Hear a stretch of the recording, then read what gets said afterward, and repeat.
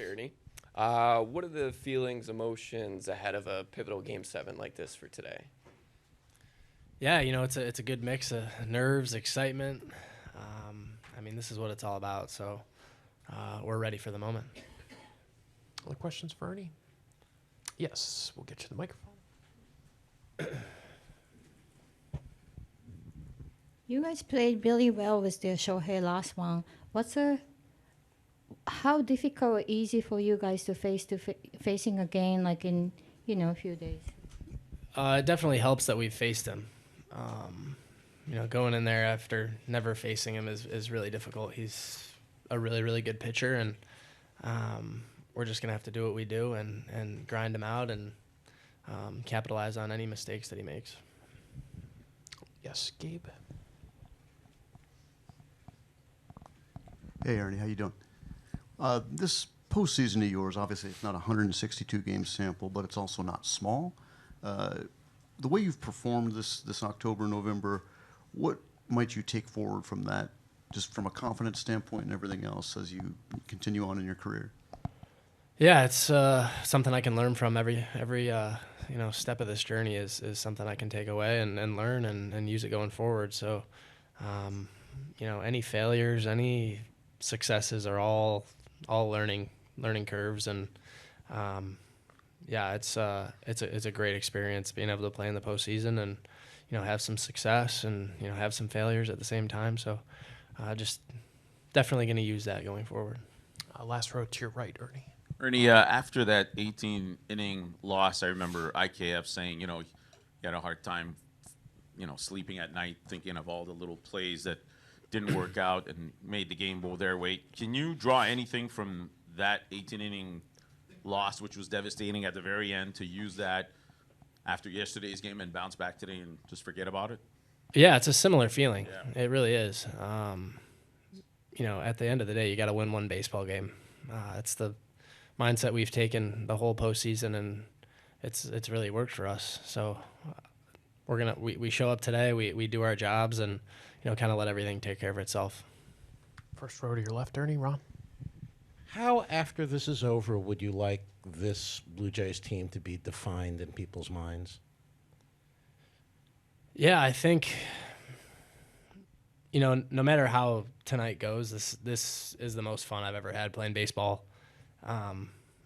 It's the tightest group I've ever been a part of. So, win or lose, we have a lot to be thankful for and a lot to, hang our heads on. So, I think when we win, it'll be a really special, it'll be a special feeling just because of all the ups and downs. You get to play with, 30 of your best friends, and I don't think that happens every year. So, in a way, you don't want it to end. But we're just going to enjoy it. It's one last game with my favorite team I've ever been a part of. So, it's, win or lose, it's been a hell of a year. Right up front, Ernie. Bob. Ernie, in the postseason, why isn't the home field advantage a big advantage? You guys won 2 in L.A., Dodgers won 2 here, your Seattle series. Why is that? Yeah, I'm not sure. That's sometimes that's just how the cookie crumbles, I guess. But we have the best fan base in baseball, and it's gonna be really fun to play in front of them one last time. And right behind Bob, Rosie. Hi, Ernie. What are the main qualities of this team that allowed it to blend together so well and gave you the faith that you had in it coming out of spring training? It's just a blend of really, really good human beings. I think that's just what it boils down to. It's a bunch of unselfish guys who have just got really, really close and learned to play for each other. And it's really easy to play for the guy next to you when you have a personal relationship with him, and you're willing to do whatever it takes to have his back. So it's through and through in our clubhouse. Standing straight back, Mike.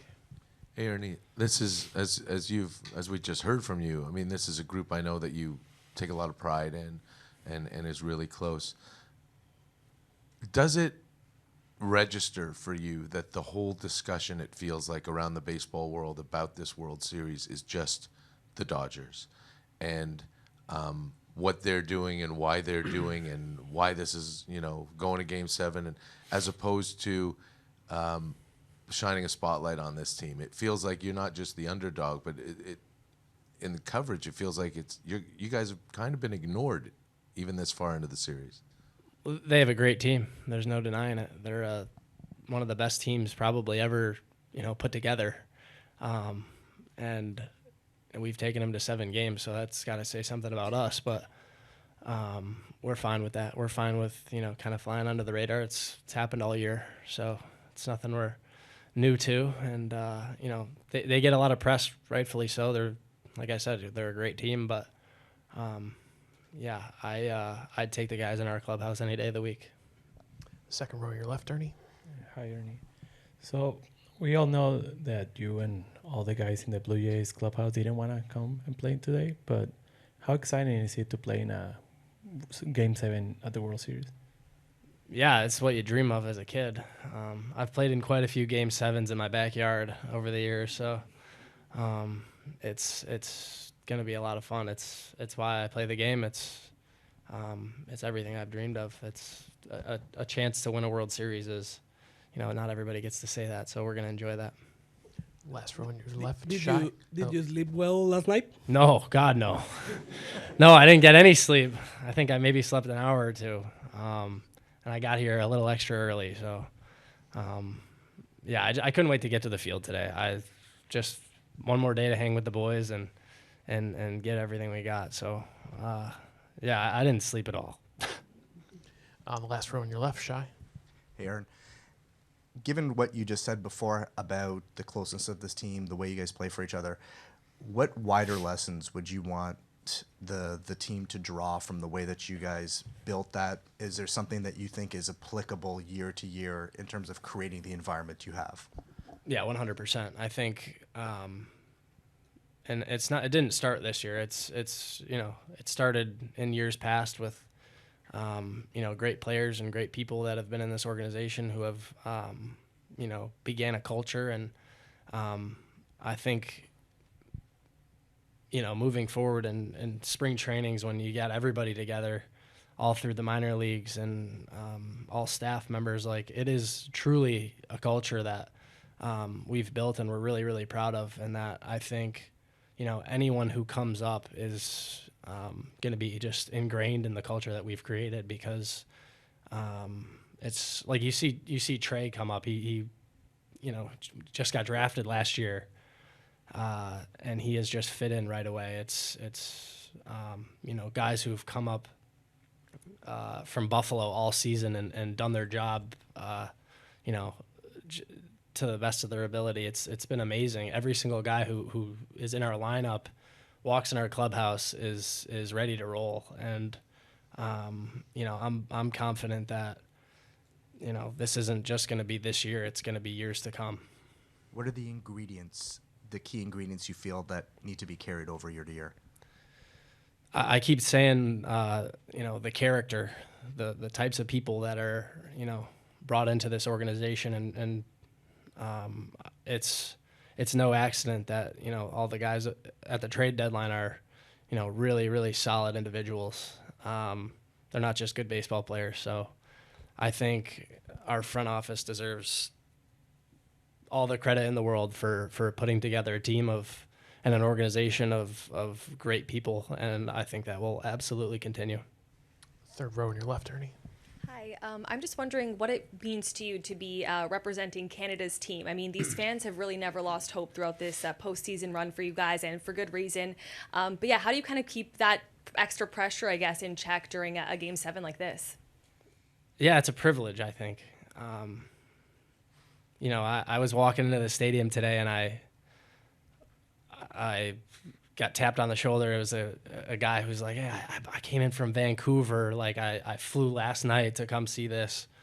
Like good luck." Just so kind and just with so much support. He's like, "I wouldn't miss this for the world." And he had a pillow with him, and I'm like, "Dude, like, did you just like sleep on the ground last night just so you could watch this game?" And it was amazing to see, like, that's just like one small example of the incredible support throughout the whole nation of Canada. So I have zero negative interactions with anyone in this entire country since I've been here, which is just mind-blowing to me. Like, everyone has just been so cool and nice and welcoming and so supportive. So it is truly an honor to play for this country. Anything else for Ernie? Yeah, we'll go back to Mike. Ernie, I know this is like a different hero every night team, and everybody contributes across the roster. But you know, George having been here before, and Max having started the last World Series Game 7, have there been any? I don't know how big speechy you guys are, but has there been anything that one of your teammates has said to the group that has really sat with you, that has really like shocked you? I can't believe this guy said that. That was awesome. Something like that. There's been a few. There's been a few. I guess, you know, I don't want to say rah-rah speeches, but what I think is so special about this team is that we don't need any of that. We show up to the ballpark and know what our job is, and we trust that every single guy's on the same page. So, you know, apart from a few, you know, great George Springer speeches or, you know, Chris Bassett speeches throughout the season, once the playoffs have started, like, we show up and are ready to roll, and you know, it's just a trust thing. We trust that every single guy's ready to do their job. We don't need any of that. And I guess, you know, this is it, right? You can't afford to think beyond tonight's game, but has the finality of it all hit you yet? Like, this is it for baseball this year? Yeah, I mean, I was walking out of the stadium last night, and it kind of hit me, and I took a second to just kind of look out at the field and kind of try to soak it in, because it's been a special year, no doubt about it. But I think it's, you know, once we step on that field tonight, I think it'll really set in that, hey, this is it. You better leave it all out there. But it's yeah, it'll hit at some point. One last one for Ernie. There is.